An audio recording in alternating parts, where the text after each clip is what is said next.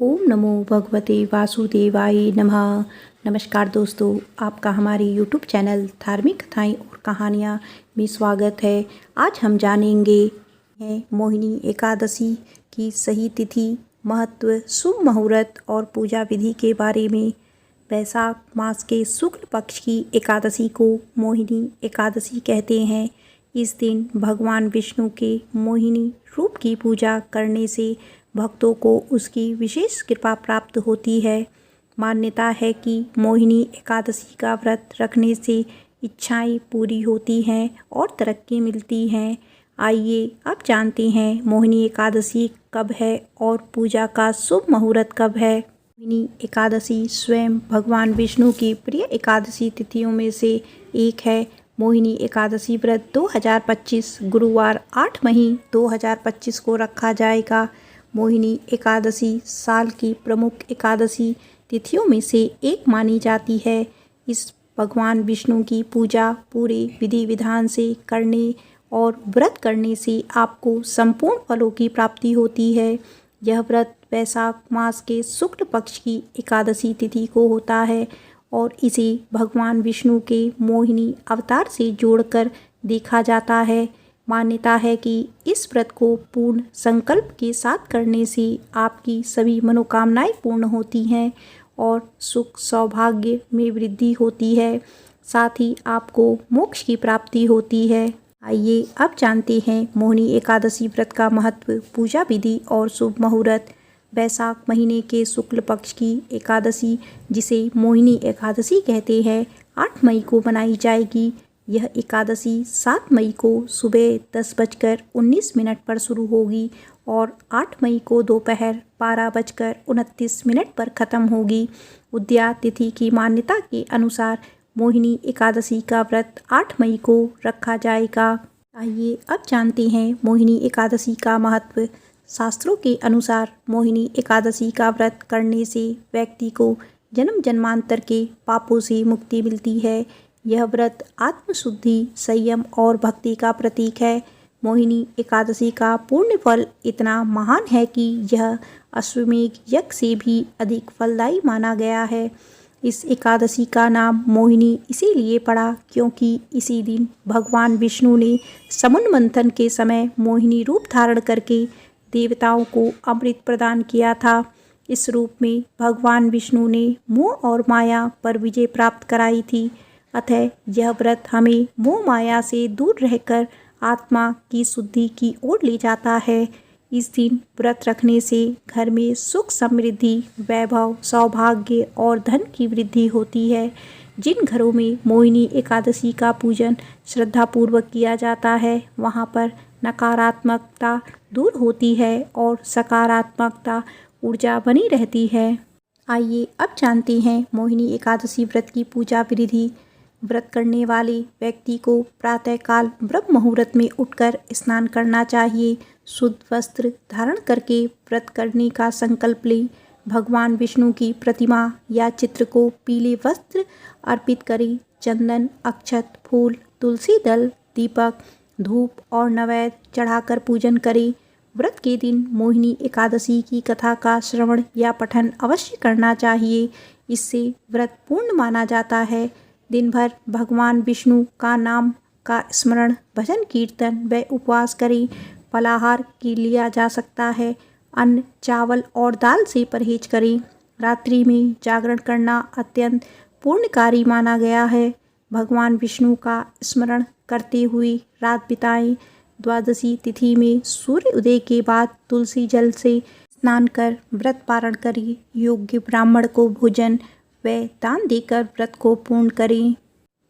आइए अब जानते हैं मोहिनी एकादशी पर क्या करना चाहिए और क्या नहीं करना चाहिए। मोहिनी एकादशी के दिन अन्न, विशेषकर चावल सेवन वर्जित माना गया है। गरुड़ पुराण के अनुसार इस दिन चावल खाने से अगले जन्म में कीट योनि प्राप्त हो सकती है। साथ ही लहसुन, प्याज, मांस, मदिरा जैसे तामसिक पदार्थों का त्याग अनिवार्य है। इससे व्रत की पवित्रता भंग होती है। धार्मिक दृष्टि से यह दिन आत्म संयम और पवित्रता का होता है। इस दिन किसी पर क्रोध करना, झूठ बोलना, अपशब्द कहना या किसी का दिल दुखाना पाप माना जाता है। इससे पुण्य का लक्ष्य होता है और व्रत का फल भी नहीं मिलता। एकादशी के दिन अधिक सोना या दिन भर सोकर समय बिताना पुण्य को नष्ट करता है। शास्त्रों में कहा गया है कि जो भक्त इस दिन रात्रि जागरण करता है उसे सहस्त्र यज्ञों के बराबर फल प्राप्त होता है।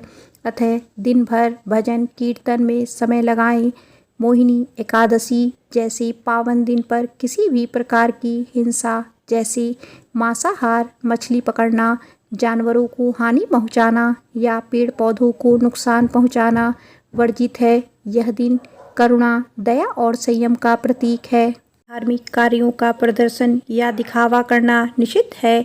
यदि व्रत सिर्फ समाज को दिखाने के लिए किया गया हो तो वह निरर्थक होता है। मन, वचन और कर्म से पवित्र रहकर सच्चे भाव से व्रत करें, तभी भगवान विष्णु की कृपा प्राप्त होती है।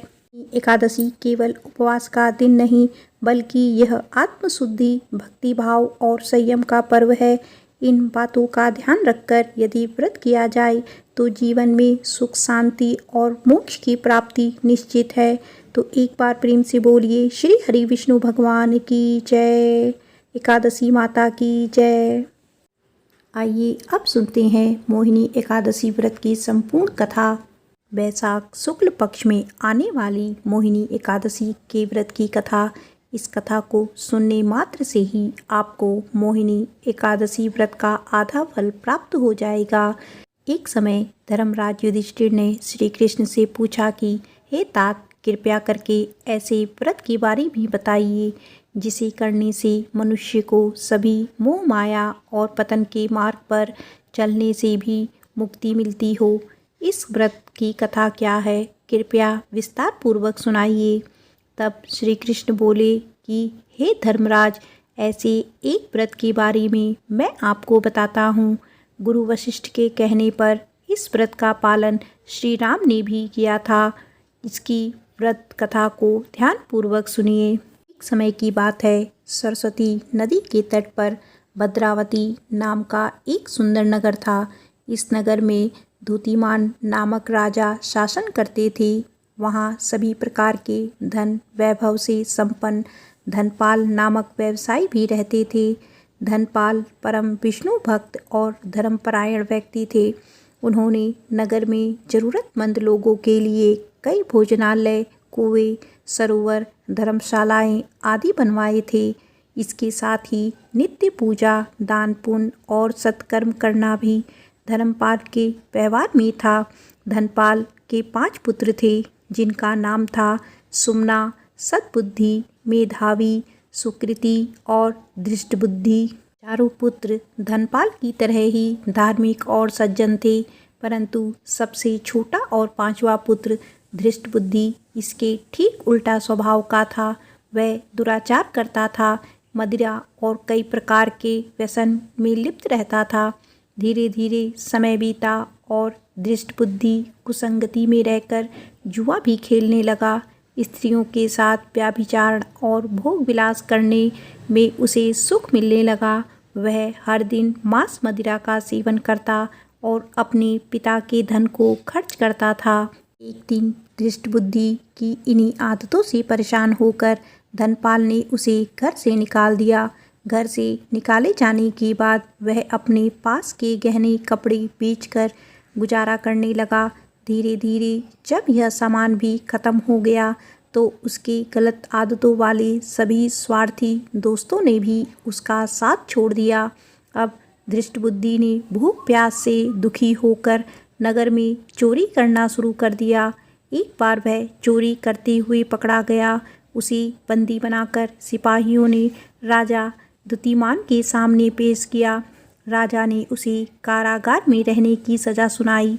जब उसकी कई महीनों की सज़ा खत्म हुई और वह कारागार से बाहर आया, तब राजा ने उसे नगर से निकल जाने को कहा। धृष्टबुद्धि नगर से निकलकर सीधा वन में चला गया। वहाँ भूख से परेशान होकर वह पशु पक्षियों को मारकर खाने लगा।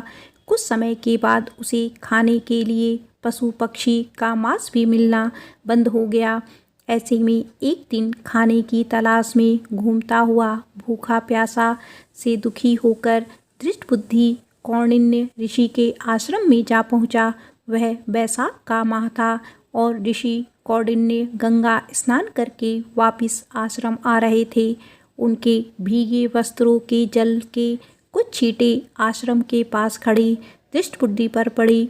पवित्र गंगा की कुछ बूंदें शरीर पर लगने से ही उसे थोड़ी सद्बुद्धि मिली और वह ऋषि के समीप पहुंच गया। ऋषि कौंडिन्य मुनि को प्रणाम करके उसने अपना परिचय दिया और उनसे हाथ जोड़कर विनती की कि हे ऋषि, मैंने जीवन भर बहुत पाप कर्म किए हैं।